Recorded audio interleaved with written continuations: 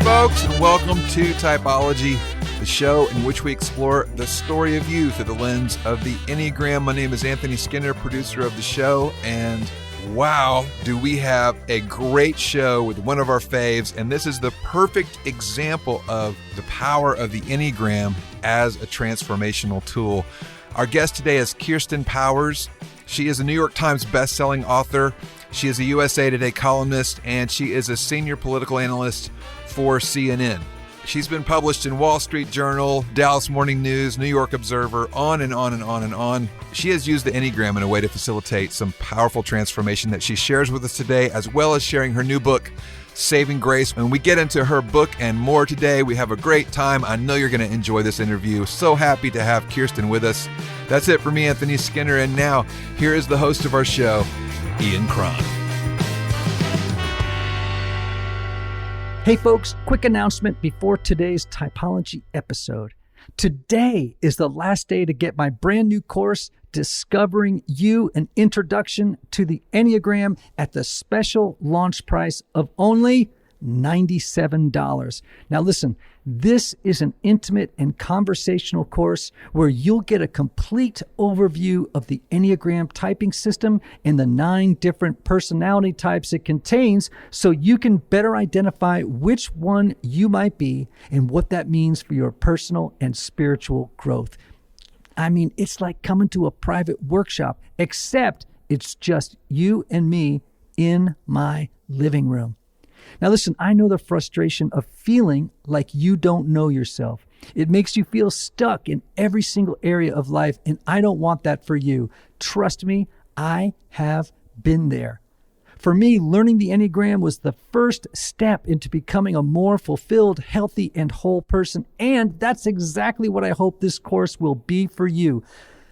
So, visit typologyinstitute.com/discoveringyou to sign up today. That's typologyinstitute.com/discoveringyou. And now, let's get to the show. Kirsten Powers, author of the new book, Saving Grace, Speak Your Truth, Stay Centered, and Learn to Coexist with People Who Drive You Nuts.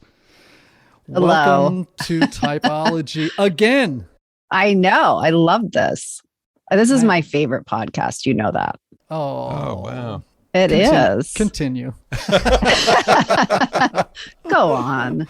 Go on. Seriously, I've learned so much from this. And actually, this played a pretty big role in my conversations with you about the Enneagram, played a pretty big role in me being able to get to a place of being able to practice grace. That is so wonderful to hear. I'm just curious, this is a random question that just came to me. When you are with guests on shows, when you're doing, your CNN jam and stuff like that, do you ever think about the Enneagram? Like, who is this person across from me? Do you, with self-awareness, think about your own Enneagram type? I mean, does it ever come into your mind? I have thought it maybe more about people that I work with on a regular basis, like maybe the hosts, less than the guests, I suppose. I definitely use it in my own life. I think about it a lot with other people that I'm in a relationship with. But for people who come on and that I'm on with occasionally, I just don't think I'm with them enough to really, I'm not like you. I don't think I could probably figure it out that quickly versus a host that I've worked with year after year. I can start to get maybe a better feel for what they might be. Okay, well, we won't out your co-workers and ask you to tell me what Don Let's type everybody at CNN. I don't really need to know what Wolf Blitzer or Don Lemon's numbers are, though I'd like to know. Well, anyway, welcome back to the show. I am so stoked to talk about this book because everything in it is in my mind right now as we head into the holidays and we're thinking about, okay, I'm going home to crazy people. I am going home to crazy people, and I have run out of ideas about how to connect with them or have a decent conversation with them, because it always or ends not up, lose your mind, or not lose your mind, Right. or end up in a bloodbath where relationships are broken forever. Yeah. Right? Yeah. All right. Tell everybody about the book, Enneagram 8. Well, so this book is in many ways it's a survival guide for how you can use grace as a way to not end up in the bloodbath and to not end up feeling like you're losing your mind, which I definitely felt that way. Forget about going home for the holidays, just existing in the world, especially doing what I do, right? Working in the journalism and political world. This is just a day-to-day thing for me. And what I found was that I was really taking on other people's ideas and beliefs and was judging them and demonizing them. And in doing so was kind of becoming intertwined with them, right? And taking on a lot of their stuff. And I basically hit a wall in 2018 and realized this is unsustainable. I can't go on like this. I'm miserable. I have chronic anxiety and chronic fatigue and pain. And it was, manifesting in my body. I mean, I think a lot of people can relate to this post 2016. It became very difficult. And so it was around the end of 2018 and I just hit a wall and said, I can't do this anymore. And how do I align myself more with what I say I believe, which is loving my neighbor and loving my enemies, which I was so far away from. It was kind of a joke. And I sort of had an intuition that it was grace that would help me. And that was something that was really missing in our culture.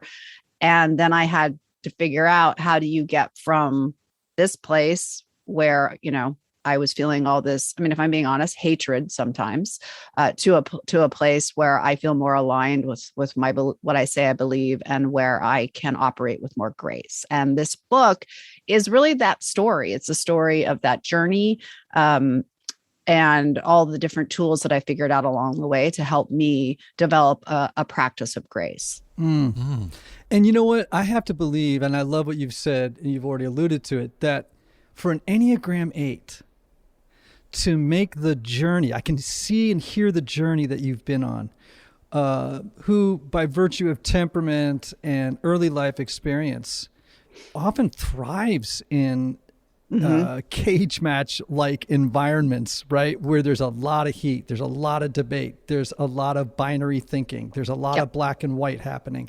And there's just a lot of juice. I mean, a lot of Enneagram 8s, particularly not very healthy 8s. So I'm not talking about you. Well, actually, I was very unhealthy. Okay. I think. Yeah. So then where there's all this juice happening, right? And where you get calories, you know what I mean? Like you gain calories from that, to making this journey to a conversation about grace. To me, that's a journey of healing from an unhealthy Enneagram 8 to a healthy Enneagram 8. Yes. So that's exactly right.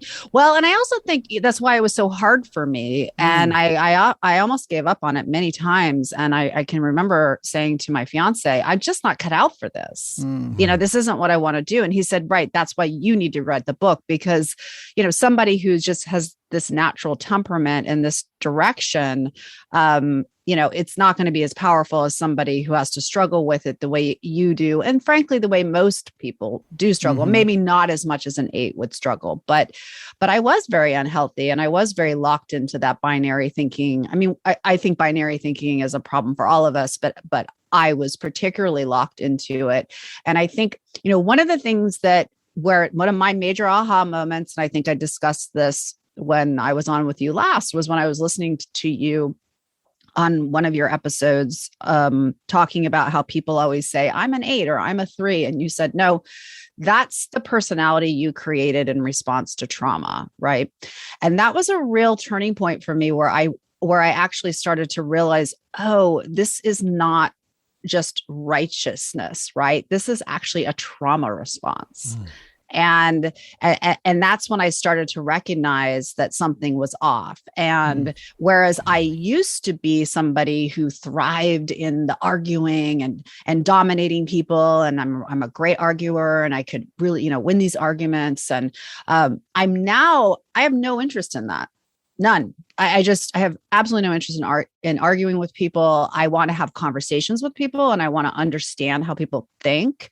But I don't have any interest in that whatsoever. And so it's just, I've become actually almost a completely different person. So, random question. How does CNN feel about your new irenic disposition? Well, I don't know, because, the truth is, as I was going through most of this process was during the pandemic. So I actually wasn't really even on air that much, because most of the people that were on were, Sanjay Gupta or epidemiologists or infectious disease specialists. So I had a lot of time away. And so I've just started kind of getting back into things. And I think that I'm still very clear about naming things that are wrong, right? So maybe I should just back up for a second and say that I think that the problem with me wasn't as much my behavior as my internal dialogue. So people would look at me and people would say, "You're so graceful. That person was acting so crazy, and you were so graceful." But it wasn't that I was graceful. It's just that I'm a really good debater. And I'm also, my trauma response is flight. So I was dissociated most of the time. So I wasn't actually, isn't that interesting that my trauma actually made me good at this job, because I was able to be detached emotionally. And so it would just be me thinking very clearly and not feeling very much, because I was so disconnected from what I felt.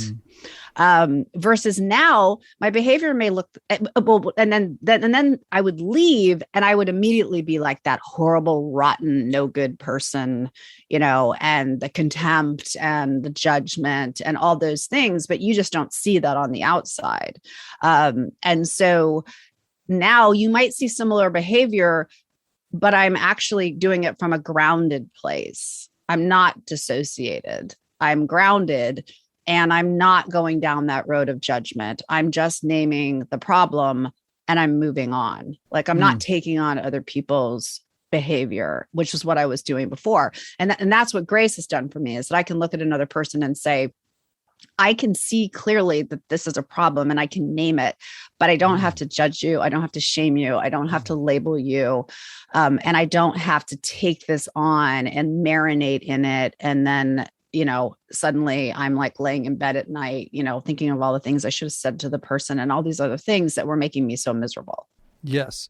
And miserable is a good word, because Anthony knows this story. About 3 months ago, I sat down and I thought to myself, I'm kind of miserable, right? And I said, why don't you just write down a few things that make you miserable, right? And just to see what you can do, right? Like, just write down a few things, because it wasn't one thing. It was a constellation of different habits and things I was doing and thinking, right?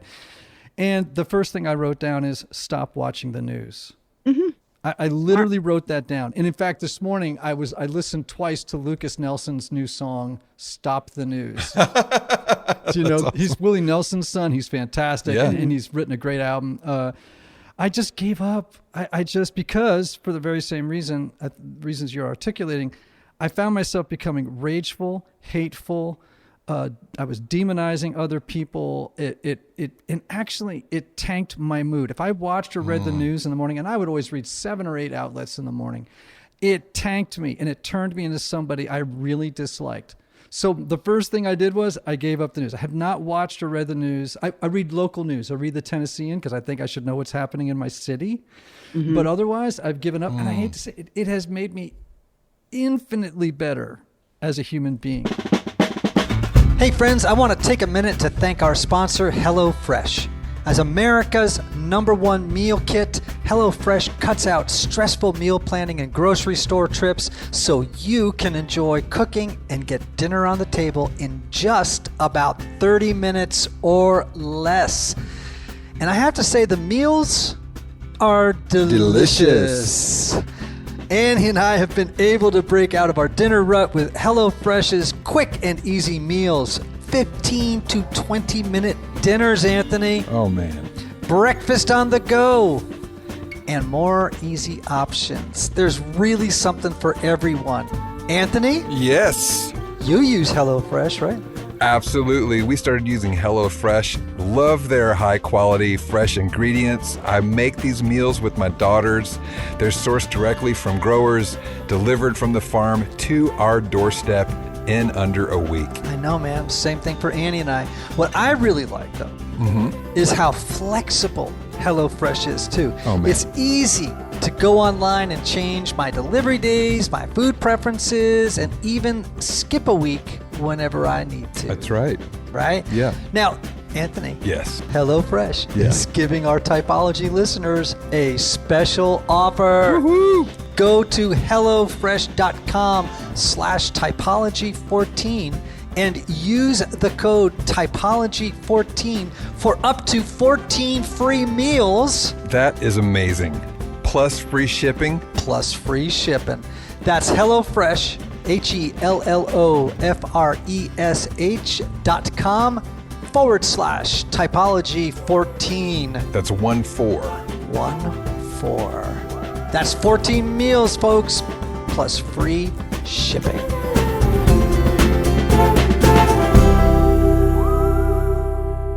Well, so I did, in the book, I talk about the first thing I did was I got off social media and I seriously dialed back my news consumption. The one thing I would say is that one of the things I hope this book can help people do is to be able to stay a little more engaged rather than, because I am hearing this a lot from people saying, I can't handle it. I have to tune out. And we do need to stay engaged, right? There are really serious things happening in the country at the national level that I think we do need to know about and we need to be informed about. So I think if people can use the tools in this book to learn how to use grace sort of as their buffer, and do a sort of experiment of, so I'm going to read, what's the best way I can consume the news?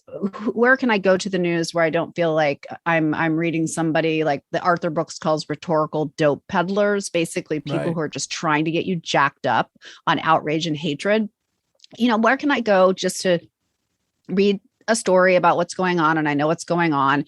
When you watch TV news, see at what point you start to feel a little activated. When you are consuming news, you should feel informed. You shouldn't feel activated to hate half the country, right? That's not the point of it. And so initially I had to go cold turkey. And I just consumed what I needed to consume for work. And now I can consume a little bit more. Now I can go on social media a little bit more because my boundaries are so strong that I just don't, when I see something, I don't take the bait. I'm like, I'm not going to judge you. I'm not going to demonize you. I'm just moving on. Like, I just am a no to this. This is not for me. I love that as an 8, you are paying attention to what you're feeling while you're watching the news. Yes. I love that. Yeah. Yeah. I mean, and I think really becoming integrated and for me, I had to, and I think a lot of people need to do this. I had to integrate my trauma. I had to deal with my trauma. And when I was able to do that, and for me, it was mostly done at on-site.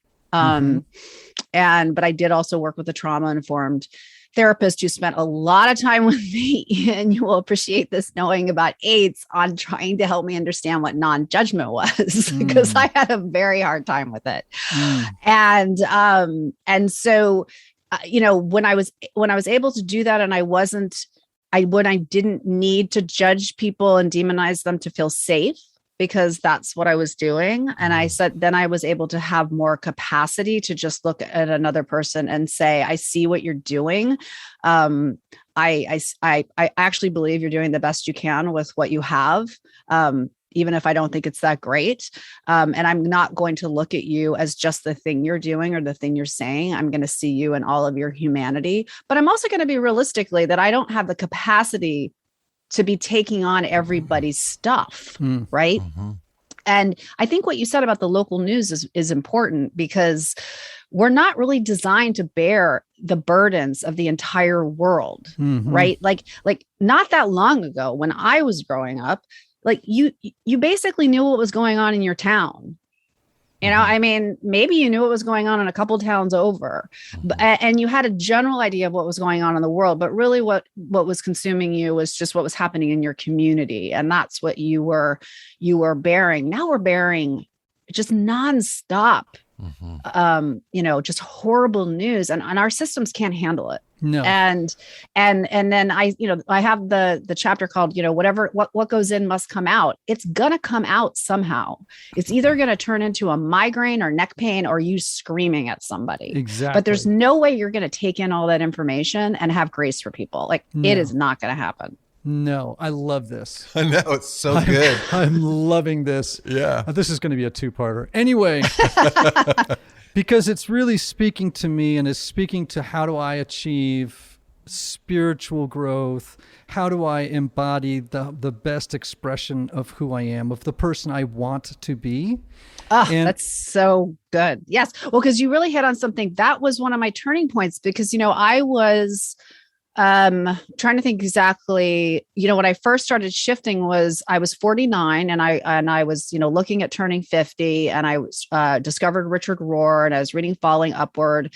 And I started to have this, who do I want to be? I'm a grown up. I am supposed to be at this point in my life, actually becoming kind of an elder, right? Even though in our society, everybody's trying to hang on to youth for as long as possible. And so when I hit that wall, which for me was really in 2018, that was one of the questions I asked myself. It's like, who do I want to be? Like I'm a grown up and I need to act like a grown up. And I'm sorry, grown-ups don't go on Twitter and start being snarky and putting people down and dragging people and doing all these other things. Like this is arrested development. And I need to contend with that. And I need to contend with the fact that I live in a culture that doesn't really have a problem with this. Yes. So listen up, everybody. We are talking with my friend Enneagram 8, Kirsten Powers, who has been on a remarkable journey, moving from what I'm hearing, an unhealthy 8 on autopilot, raging, arguing, debating, demonizing, vilifying, all the things that an unhealthy 8 might do. Based in, now she's learned that so much of this was rooted in trauma, that she leveraged that trauma to create a very successful career in television news and media, and now has migrated toward this sort of high end of 2, right? Yeah. Embodying attunement to other people's feelings, warmth, generosity, graciousness, while not compromising, right, on her firmly held beliefs, but perhaps expressing them in a more, I love the word irenic, reconciliatory kind of, from a reconciliatory posture. You mentioned on-site. I want to just say I've been to on-site workshops in Cumberland Furnace, Tennessee. Free ad, Miles Adcox. There it is. You can pay me later. It's a wonderful, wonderful place to work on yourself. And I want you now, as an Enneagram 8, to walk us through the tools of how to become less enraged, now more gracious people in the world. Okay.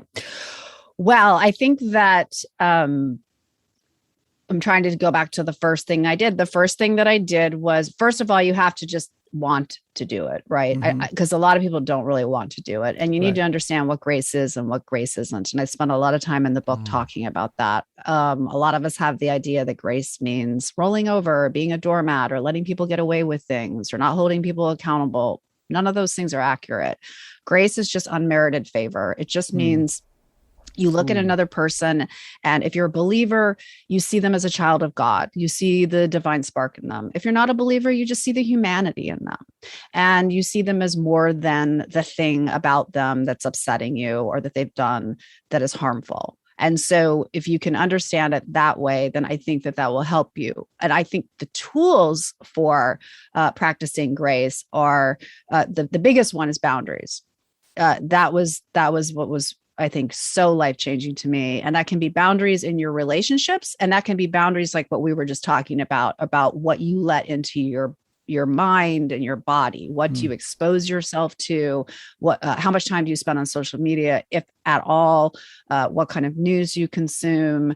What kind of, all those kinds of things. And then you have the boundaries with the people in your life, where you might have somebody who believes things that you think are harmful, and they're constantly talking to you about it. And you can decide whether you have the capacity to have that conversation. If you don't, then you have to let them know that you have to use boundaries. Boundaries are an act of grace, because it lets people know how to be in relationship with you.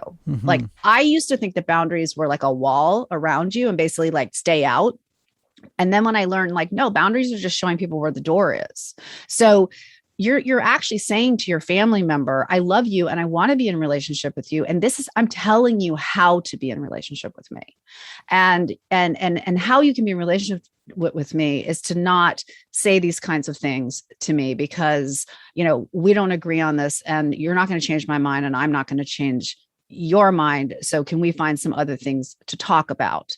Now, I do say there are some things that I think, and this is very much, maybe this is my Enneagram 8 coming out, but there are some things, like I said, when it comes to injustice, when it comes to inequality, when it comes to these kinds of things, when you hear people saying these things that are, that need to be dealt with, you have to ask yourself, am I avoiding this conversation because it's unsafe? Because that's what a lot of people say. Well, it's unsafe. I can't have this conversation. It's going to be too upsetting. Or is it uncomfortable? And if it's uncomfortable, then I'm going to say you're going to have an uncomfortable conversation. And so your next tool is learn how to have healthy conflict. And I have a whole chapter on it, that there actually is a way to have hard conversations where people have a lot of big feelings, that are in a healthy way, where both sides can walk away saying, even if I didn't change my mind, that was worthwhile. I was seen, I was heard, I was able to express my feelings. And then I get into a lot of the social science that they have found around, if you actually do want to change a person's mind, there are ways to do it. And it's not calling them names and yelling at them and demonizing them.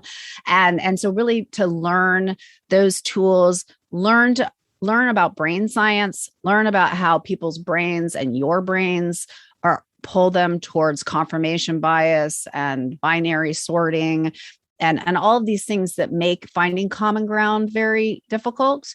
And when you do that, you'll be less likely to judge another person, right? Because you're going to say, I get that. I do that. I can see what's going on here. This person's, our brains are always trying to keep us safe. Develop humility.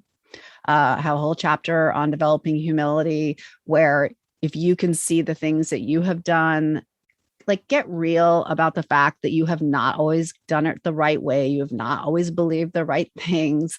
And when you do that, then it's easier when you see someone else doing something. Like, that's how it is for me now, because I took the time to do that. I can look at somebody and go, yeah, I know how that is. I know how it is to say something that you look back and think, I shouldn't have said that. I know how it is to believe something that I don't believe anymore. You're able to have empathy for people, versus judging them.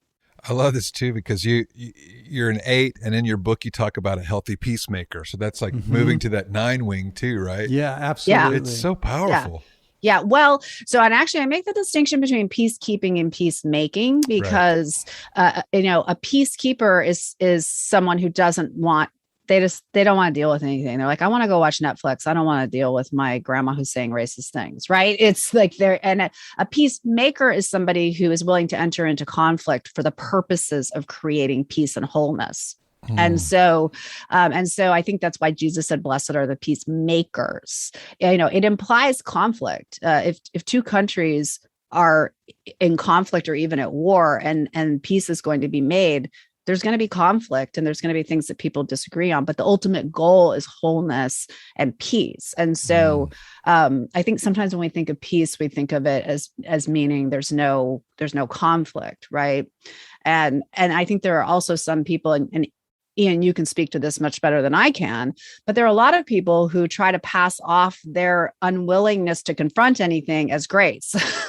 And so, where they'll say, well, I'm so graceful, I just let everything go. It's like, well, actually, I think you just don't ever want to have any conflict. Like an Enneagram 9 might be somebody that would do that. Yes. And I want to just say right here, I'm going to throw my pencil up in the air and just say, Kirsten, that you have completely changed, or you have said something that I am going to use in every single talk I give on the Enneagram going forward. Oh my gosh, what is it?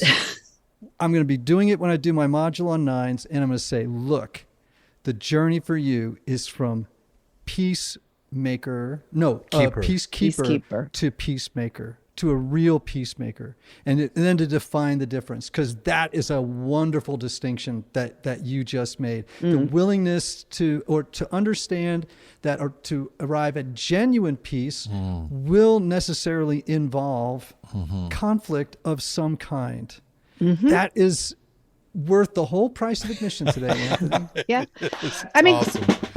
Hey everybody, one of the lessons I've learned over the years is that not everybody benefits from a traditional 50-minute counseling session. And this is why some people can go to couples therapy or personal counseling for a long time and never really get anywhere. This is why I'm such a believer of intensive counseling and my friends at Restoring the Soul in Colorado, created by my longtime friend Michael Cusick to help couples or individuals experience deep change in half-day blocks over 1 or 2 weeks. Now listen, if you can't wait months or years to get to the bottom of an issue or to experience breakthrough, you need to get in touch with my friend Michael and his extraordinary team of counselors at Restoring the Soul. If you're looking to get out of the rut you're in, but can't wait months or years, call Restoring the Soul today for a free consultation with Michael's staff. Call 303-932-9777 and learn how their intensive counseling process can help you. As a special bonus, just for Typology listeners, make sure to visit www.restoringthesoul.com/typology to download their PDF called 5 Ways Unaddressed Trauma May Be Derailing Your Relationships. Conflict, when it's done correctly, creates intimacy and connection. Yes. And so, and I think for me, the way to, as an Enneagram 8, the thing that was paradigm shifting for me was when I realized that grace was allowing other people, it was giving other people the space to not be me. And that was just like, because for me as an Enneagram 8, it really was hard, especially because I was so locked into that binary thinking, to believe that another person who was believing things that I thought were harmful could possibly be anything short of evil. Yes. And I've actually reached a point in my life where I have to we tend to totalize people. So we think, okay, well, if you disagree with me, you are totally bad. There's nothing redemptive. There's nothing good about you. You are evil, right? Yep. And then what happens now for me is I go, all right, now hold on a second. If I believe the gospel, nobody is totally bad. So, in other words, this person, I'm talking within the bell curve of reason here. You know what I mean? Like, we can see some people get really bad, maybe hit 98%. But what I am saying is that people, this person goes home and pets their dog, and they make a beautiful meal for their children because they love them, or you know what I mean? Like, in other words, there are pieces of this person that I am not baking into my calculations that are real. And remember that there's a whole person here, not just the point of view that they are, pumping out into the world at this present moment. And to remember, for me, again, I think this is the source of so many problems in the world, is this person is anxious and they're in pain.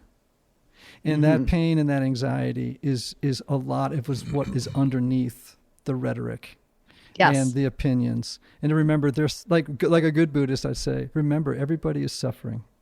Yeah. And what they're articulating is probably bubbling up. I guarantee you, it is bubbling up in many ways from that anxiety about the world, about others, and also it's just also that fear of losing control, the world they love, or that made them feel safe, and so forth. Well, and on. also, I think you alluded to this earlier, it's unconscious. Oh, yeah. You don't, I mean, when I went back and kind of did an audit of my last 15 years in the public eye, I mean, some of it, I honestly don't even remember doing it. And I've wrote it, and I'm like, I wrote this, or I said this, I thought this, like, what?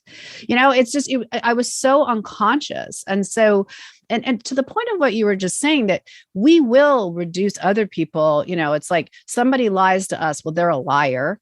But when we tell a lie, it's like, well, I mean, I kind of had to do it. And there's all these reasons. And, we have this way of justifying, with ourselves, but then reducing other people down to just the thing that they did, which is why just treating other people the way that, do unto others as you would have done to you is just a great idea to follow in your life. Because if you just ask, how would I want to be treated if I screwed up? How would I want to be treated if I, had a belief that, was problematic? Would I want somebody to shame me, or would I want somebody to kind of call me in and help me see that I, that I'm off here?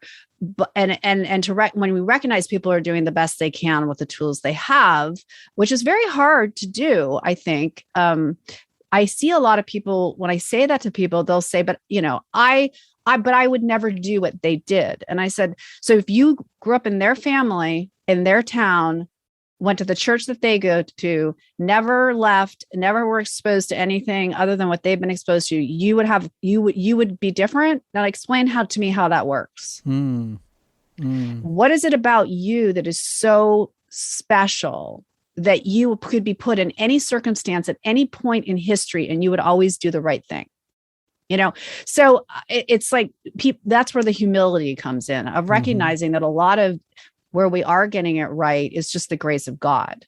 It is just that we just happen to be born into the family or into a place, had access to an education or whatever it is, or have dealt with our trauma, have been able to do things like go to onsite. I mean, what a privilege, right? A lot of people don't get to do that. A lot of people can't afford a therapist. So there are a lot of things I think that we have to factor into this.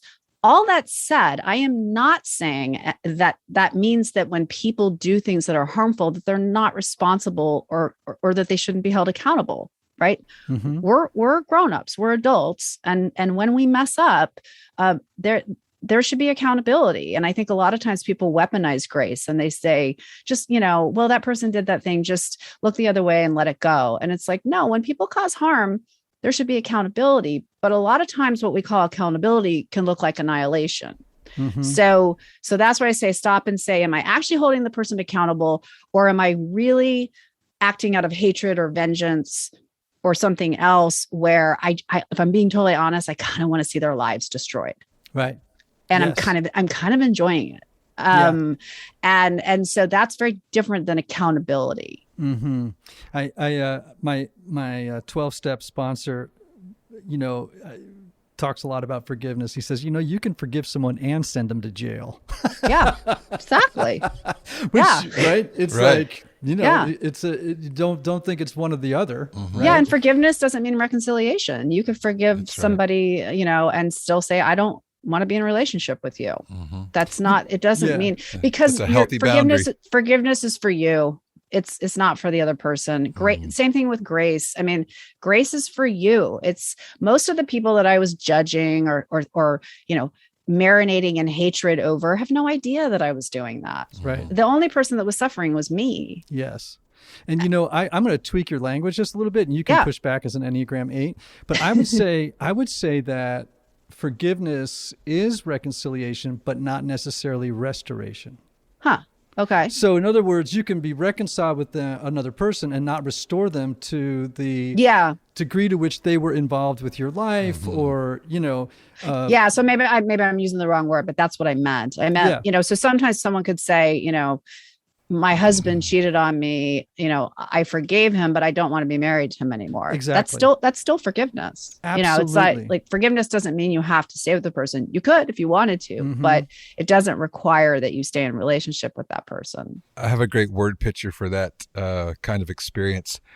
And it's, if you have to keep someone in a dungeon in your heart, basically out of unforgiveness, to make sure they stay there, you have to stay down in the dungeon with them. Yeah, right? that's great. I love that. Instead of letting go and coming up into the sunlight yourself. You know, and I also love, we recently had Governor Bill Haslam on the show because he wrote a book called Faithful Presence. Have you had a chance to look at it yet? I haven't. So he says a lot of what you're saying probably from through a very different political lens. So that's a little encouraging, right?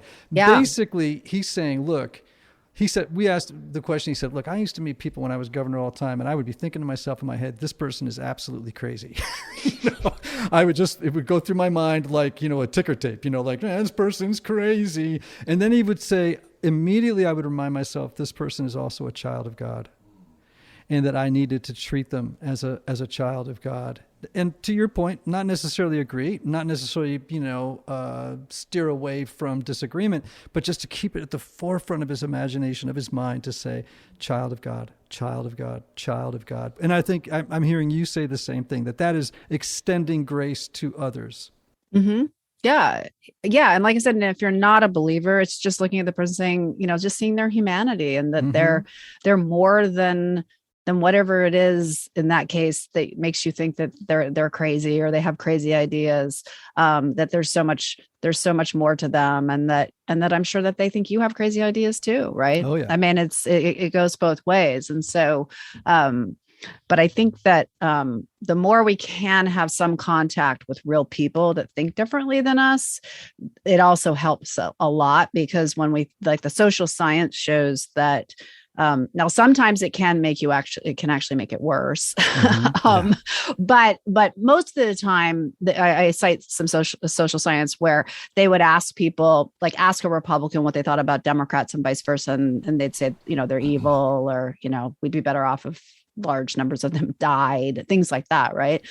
But then if you ask somebody, do you know anybody who's a member of the other party who you like or maybe respect, not a friend, just a person that you know. And as soon as they started thinking about that person, they would start depolarizing, because they went from this kind of abstract idea that, of course, is completely formed by the rhetorical dope peddlers, right? It's not based on any like actual experience. And then when I thought about the person that they actually knew, they would be able to say like, yeah, I don't really agree with anything that they believe in, but they're a good person. I mean, I can see, I like them. And so if we can do that, it will help us depolarize. And I've done that. Like I've done that around the vaccine mandate, because everybody I know pretty much, and I was talking to somebody about it, I was saying, everybody I know got vaccinated. And then I thought, you know what, actually, that's not true. I said, I have a friend who didn't get vaccinated. And because she's just always been against vaccines. She's very into like health and wellness, and she doesn't like pharmaceuticals and whatever, and I don't agree with her. And I just thought, when I think about her, I love her. And right. And so it's just so different when you think about it in the abstract. It's like you have all these feelings, but when you think about an actual person that now that doesn't mean I've changed my opinion. I'm just saying that it keeps me out of the demonization space, which again, for me, was just harming me. What's the quote that you quote Dorothy Soleil? What is it that she says? Oh, it's basically seeing humanity through the eyes of God. Mm-hmm. Yeah. Mm-hmm. And so, which is obviously a very different way, I think, than we tend to look at each other. Right. It's, and that's why for me, I keep referring to grace as a practice, because I think it's something that it was not, Rome is not built in a day. It takes time, and there's a lot of different things you have to do. Whether it's dealing with your issues, developing humility, learning boundaries, learning how to have, how to practice healthy conflict. Probably the first time you try to do it, it's not going to go perfectly. That doesn't mean you can't keep trying to do it. Learning how to engage in non-judgment, how to not label other people's behavior. But at the same time, you can continue to name problems. And this is already happening to me, because I'm on CNN talking about politics, and Republicans are mad at me about things that I'm saying. And then they're emailing me and they're saying, well, that's not graceful that you said this, or that's not graceful that you said that. And it's like, look, me disagreeing with you or even saying something that upsets you does not lack grace. Right. So, and if we're being honest, what about you having grace for me? Right. What about you considering the fact that rather than going immediately to, you're just a horrible person, you're so unkind, you're saying these horrible things. What if you stopped and thought, she actually really believes what she's saying, and I don't agree with her. But this is her perspective, and she's not saying it to be mean or to be unkind. She's an analyst, and she's analyzing a situation where, and that is going to require me to sometimes say critical things. That's very different than me saying that anybody who believes this or anybody who does this is irredeemable, is rotten to the core, or those kinds of things. Right. And so I just think for so long we've seen grace weaponized, and I consider that weaponizing grace. I think when you go to somebody and you try to make them not name problems in society by invoking grace, you're weaponizing it. Because that's not what it's for. And that is what it's been used for a lot of marginalized groups. When people have complained about racism, they've been told, we're just all sinners, just have grace, sort of the spiritual bypassing. And it's like, no, look, people can say things that are critical. That doesn't lack grace. That would be like saying MLK lacked grace, which people did say, right? But that wasn't true. People said it was divisive, but it wasn't divisive. It was just speaking the truth about the humanity of African Americans. So I think some of this is unlearning some of the things that we have thought about grace, and recognizing that it's something different, and that it's also not, another thing that people say to me is like, well, grace is just the easy way out. It's just letting people off the hook. And it's just, it's just easier to give people grace. And I say, if you think grace is easy, you've never practiced grace. Because if you want to know what's easy, it's demonizing and hatred. I can tell you, it is like breathing. I can do it so fast. It takes zero effort to hate and demonize people. Yes. So to actually practice grace actually takes incredible strength. Okay, I am speaking with my good friend Kirsten Powers, author of the new book, Saving Grace, Speaking Your Truth, Stay Centered, and Learn to Coexist with People Who Drive You Nuts. I want you to know, endorsed by John Meacham. Good. Yeah. Endorsed by Don Lemon. Easy get. Not Richard necessarily. Oh, come on. He doesn't blurb that many books. I'm poking fun at you. And of course, actually, one of my favorites, Father James Martin. So really, Kirsten, this has been great. I feel like it's been a masterclass for eights. Oh, my word. But for all of us, right? This isn't an episode just for eights. I mean, all of us get hooked by what's happening in the world. But I really love this particularly for eights, and honestly, probably for counterphobic sixes would also be another good one to particularly listen to the episode, because what we're hearing here is a journey from unhealth to health. It's just everywhere inside this conversation for an eight. Yeah. And without us just talking about it as an abstract Enneagram idea, it's like, no, here's a story, a narrative about, what it means to move from an unhealthy eight to a healthy, and more importantly, from an unhealthy human being to a much healthier human being. So let's get the labels of numbers and stuff out of there too. That's just this journey right now. This is going back to the very beginning. I just wanted to say this, and it really struck me. So there are three types, right? The heart type, the head type, and the gut type. And as an eight, you are in the gut. And you mentioned a lot about kind of, being in your mind and in your gut early on. And then you said something that really struck me, and I just think it's so helpful for all of us to do, but for eights in particular. There's a thing called affect labeling, which is basically the scientific term for naming what you're feeling, for putting words to what you're feeling. And there's all this science around it.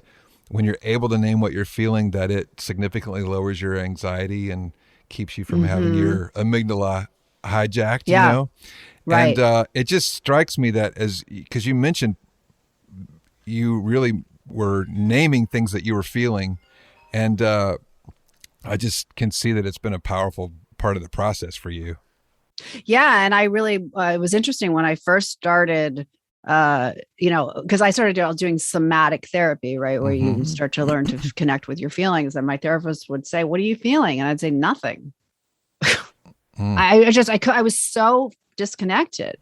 And so, now I am much more connected with my feelings, which I'm glad you brought that up, because I think some people might hear me saying, you shouldn't be feeling contempt or hatred or raging these things. And I'm not anti-feeling. Like, feel your feelings, and then process them and integrate them and learn how, like I said, getting angry is great. It's just like, what do we do with that anger? And so I'm not saying I'm never going to feel contempt again. Of course. I mean, I can't say that's going to happen. I'm not going to say I'm never going to judge someone again. The difference is that when it happens now, I notice it. Whereas before it was just like life, right? Yes. I was like, there's nothing wrong with this. Of course I'm judging people. Of course I have contempt for them. They're horrible people.